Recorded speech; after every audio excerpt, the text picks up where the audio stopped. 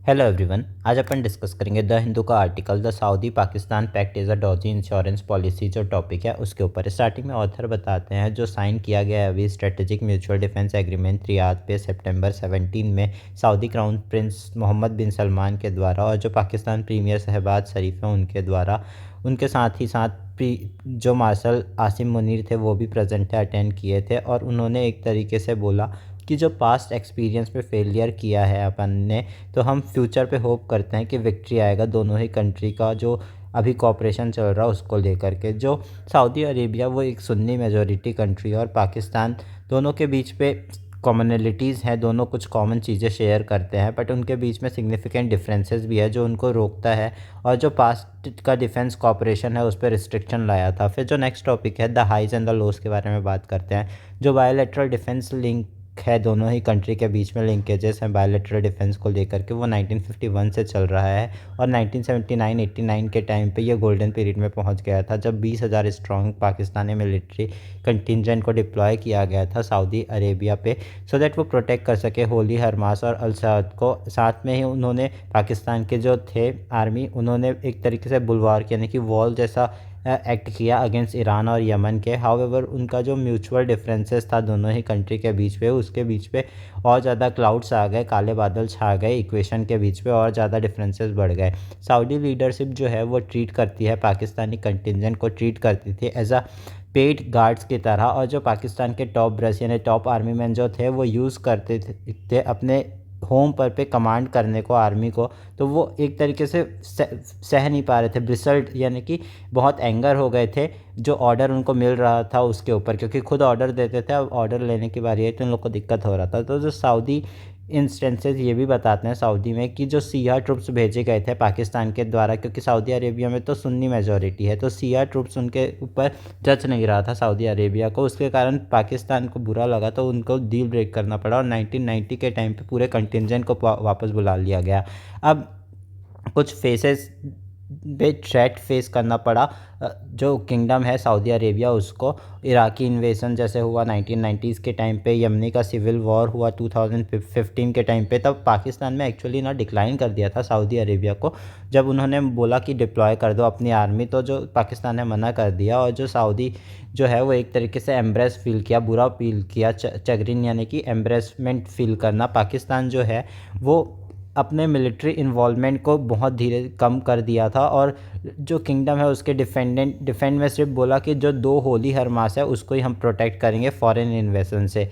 यहाँ पे आगे बताते हैं जो पेंटागन है वो भी ट्रेडिशनली सपोर्ट करता है सऊदी पाकिस्तान के डिफेंस अलायंस को, भले ये ओपनली तो नहीं करते, ओवर द हॉरिजन मैनर में करते हैं, ओपनली नहीं करते। और अगर करंट केस के क्रोनोलॉजी को देखें तो वो भी ये भी सजेस्ट करता है कि यूएस का इन्वॉल्वमेंट रहा है करंट क्रोनोलॉजी, जैसे कि जून 7 में मिस्टर शरीफ और फील्ड मार्शल मुनीर मीट किए थे और जो साउथ क्राउनी प्रिंस थे उन्होंने रियाद में ये अनाउंस किया जो बायलैटरल स्ट्रेटेजिक कोऑपरेशन है उसको लेकर के बोला कि हाँ करेंगे स्ट्रेटेजिक कोऑपरेशन पाकिस्तान के साथ में। जून 2022 पे इजराइल और ईरान के बीच में जब एयर वॉर रेज कर रहा था, बढ़ रहा था, तो यूएस प्रेसिडेंट डोनाल्ड ट्रंप ने होस्ट किया था प्राइवेट लंच वाइट हाउस पे फील्ड मार्शल मुनीर के लिए। कोई बिना प्रीवियस एक्विजिस्टेंस के, बिना कोई प्रीवियस इंफॉर्मेशन के सर्कमस्टेंशियल एविडेंस सजेस्ट करते हैं जो सऊदी क्राउन प्रिंस हैं उन्होंने अपनी प्रॉक्सिमिटी जो क्लोजनेस है ट्रम्प के साथ पे उसको अरेंज करके, उसको यूज़ करके, ब्रेनस्टॉर्म करके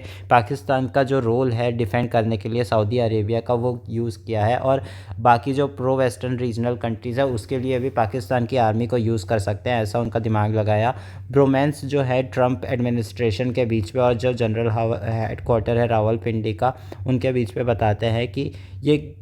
कन्विक्ट कर सकते हैं पाकिस्तान एक तरीके से स्मार्ट की बन के रह गया है वेस्टर्न जियो स्ट्रेटेजिक टेस्ट का, पिक्वेसी यानी टेस्ट का उनके वेस्ट एशिया पर के लिए,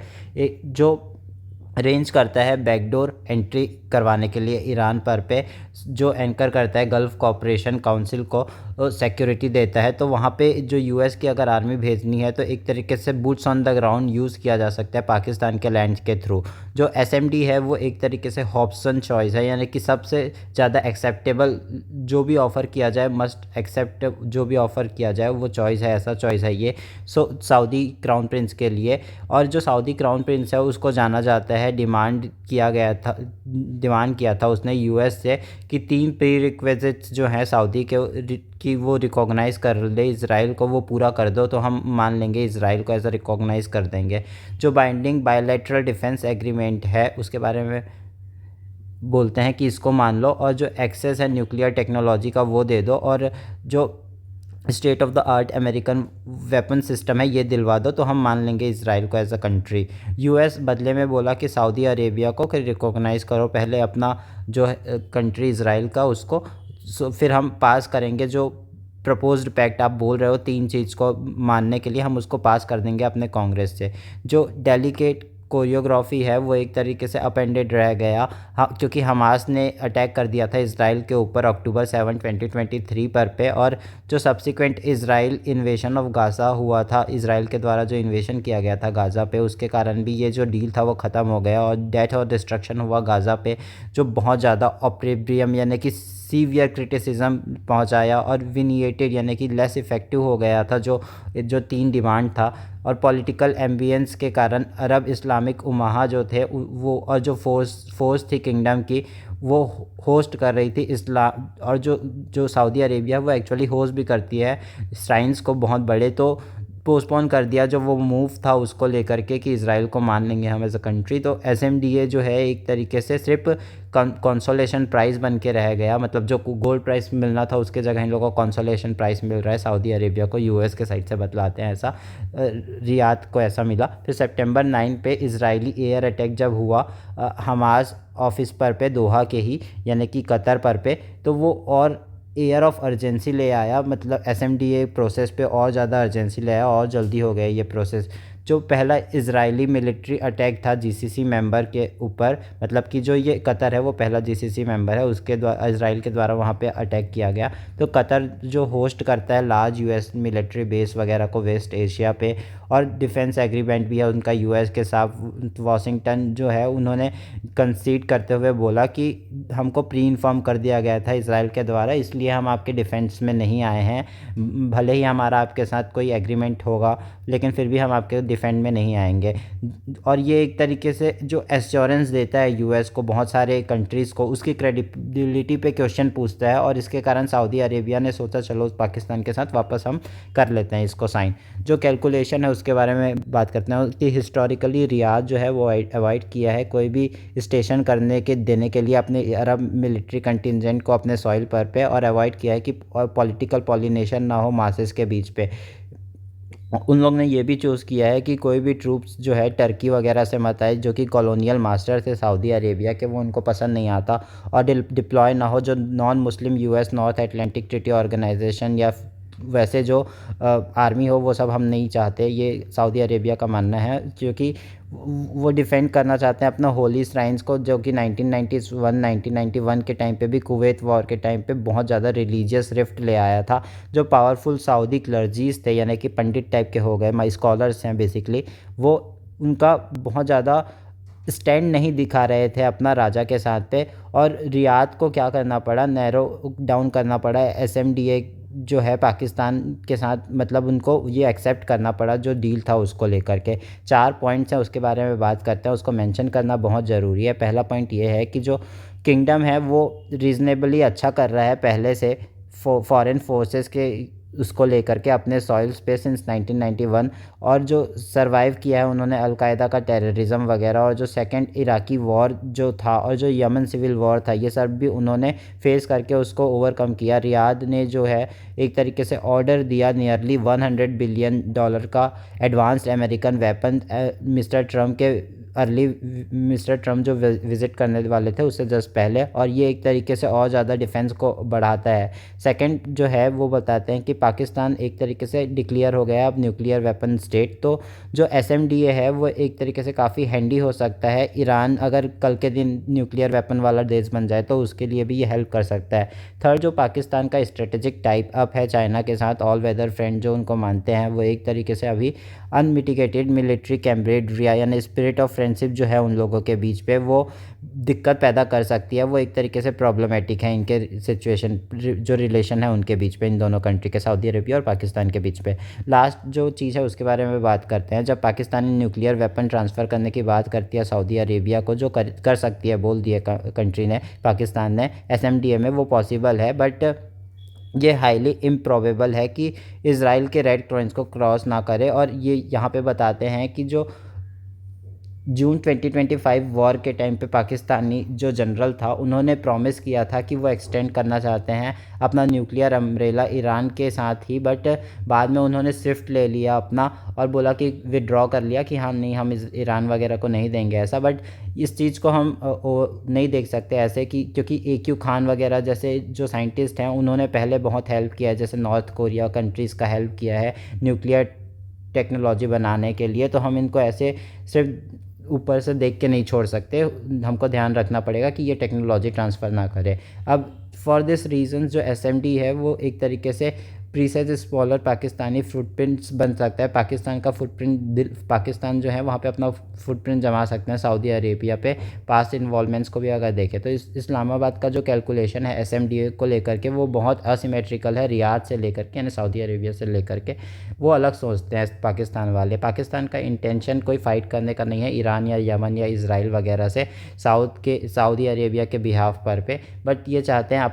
अपना सीखना चाहते हैं तेल और कुछ नहीं। उनका active adversarial military roles against India help करे सऊदी अरेबिया, ये चाहते हैं। अफ़गानिस्तान के अगेंस्ट हेल्प करे, अगर कभी ज़रूरत पड़े, साउथ एशिया कॉन्फ्लिक्ट हो जाए तो सऊदी अरेबिया आके हेल्प करे। ये चाहते हैं कि जो एक्सप्लॉइट करे सऊदी इनसिक्योरिटीज़ को, सो दैट वो अपना एडवांटेजेस निकाल सकें। और फिर बताते हैं जो रियाद और वाशिंगटन है वो वहाँ से अपना डिफेंस हार्डवेयर वगैरह ले सके, और जो सऊदी इक्विपमेंट है उसके थ्रू हम अपने पर्सनल, पाकिस्तान के पर्सनल को एग्रीडिसमेंट करवा सके, यानी कि अपने जगह इन्हेंस करवा सके, अपना स्टेटस जो है उसको बढ़वा सके। टॉप ब्रासेस का जो मतलब टॉप आर्मी मैन है उनके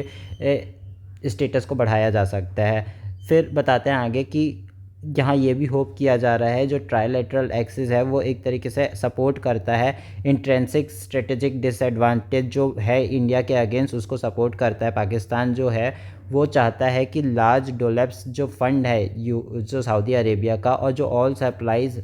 का है वो भी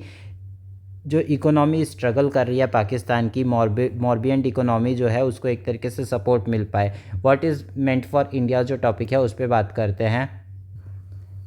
इस टॉपिक पे क्वेश्चन पूछते हैं कि SMDA जो है वो इंडिया को कहाँ पे छोड़ देता है। यहाँ पे इंडिया के पास कुछ कार्ड्स हैं, जैसे कि इंडिया जो है वर्ल्ड का 3rd लार्जेस्ट ऑयल इंपोर्टर है और सिर्फ लार्ज इकोनॉमी कंजम्पशन के साथ लार्ज इकोनॉमी बढ़ते जा रहा है हमारे देश का। ट्रेडिशनली जो सऊदी अरेबिया का 2nd लार्जेस्ट ट्रेडिंग पार्टनर भी है और क्रूड बायर्स हैं हम लोग सबसे बड़े, और जो हमारे डायस्पोरा है किंगडम पे लार्जेस्ट है और जो उनका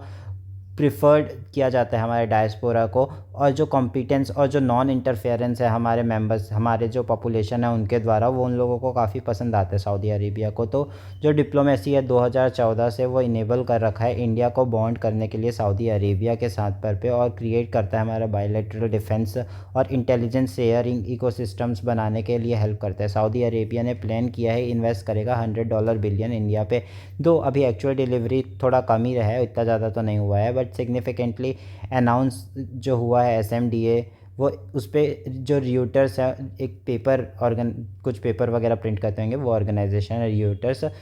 उन्होंने कोट किया है एक अननेम्ड सीनियर सऊदी ऑफिशियल्स को, जिन्होंने एक्नॉलेज किया है कि बैलेंस लाना रिलेशन में ज़रूरी है पाकिस्तान और इंडिया के। ऑल्सो दोनों न्यूक्लियर पावर हैं, इसलिए उन्होंने ये भी ऐड किया है कि जो हमारा रिलेशनशिप है इंडिया के साथ बहुत ज़्यादा है, पहले से और ज़्यादा रोबस्ट हो गया है, एवर बिन इससे ज़्यादा रोबस्ट हो गया है, जितना पहले था उससे बहुत ज़्यादा, और कंटिन्यू करेगा ग्रो करने के लिए हमारा रिलेशन, और कंट्रीब्यूट करेगा हमारा रीजनल पीस पे कंट्रीब्यूट करना चाहते हैं ये जो सऊदी अरेबिया वाले हैं, जो भी तरीके से ये कर सके। जो ऑफिशियल इंडियन स्पोक्समैन हैं एक, उन्होंने भी हिंट किया, नाम वाम नहीं बताए हैं, उन्होंने भी हिंट किया है कि रियाद ने न्यू दिल्ली को अपने कॉन्फिडेंस में लिया है, सो दैट वो SMDA नेगोशिएशंस को लेकर के